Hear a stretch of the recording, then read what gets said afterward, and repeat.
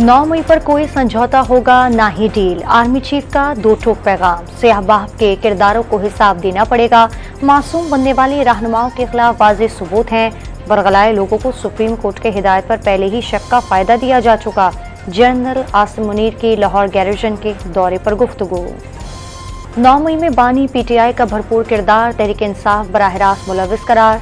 34 mastermind, 52 मनसूबा साज और 185 अमल दरामद करने वाले थे। निगरां हुकूमत की रिपोर्ट वफाकी काबीना में पेश। वज़ीर आज़म की ज़ेर सदरत इजलास में अहम कानून साजी का फैसला। सब कुछ भूल कर आगे बढ़ना चाहते हैं, आम मुआफ़ी का ऐलान करें, आए मिलकर निज़ाम ठीक करें।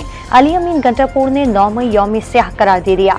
हमला करने और कराने वालों की मजम्मत सहने की जिम्मेदारी साबित हो जाए, मुआफ़ी मांगने को तैयार हैं। वज़ीर आला खैबर पख्तूनख्वा का तकरीब से खिताब। नून लीग पीटीआई से बातचीत के लिए रजामंद। बानी पीटीआई सियासी जमातों के साथ बैठने को तैयार नहीं। ये कौन सी सियासत है? मालूम था 9 मई को पीटीआई एहतजाज करेगी, ये नहीं पता था कि हमले करेगी। वज़ीर आज़म के मुशीर राना सनाउल्लाह की निजी टीवी से गुफ्तगू। एयरपोर्ट पर आतिश ज़दगी के बाइस मुअत्तल फ्लाइट ऑपरेशन बहाल। आग लगने से 24 मुल्की और गैर मुल्की परवाजें मनसूख कर दी गई थीं। फिजा में मौजूद गैर मुल्की तैयारों के मुतबादिल एयरपोर्ट्स पर उतारने की हिदायत की गई थी।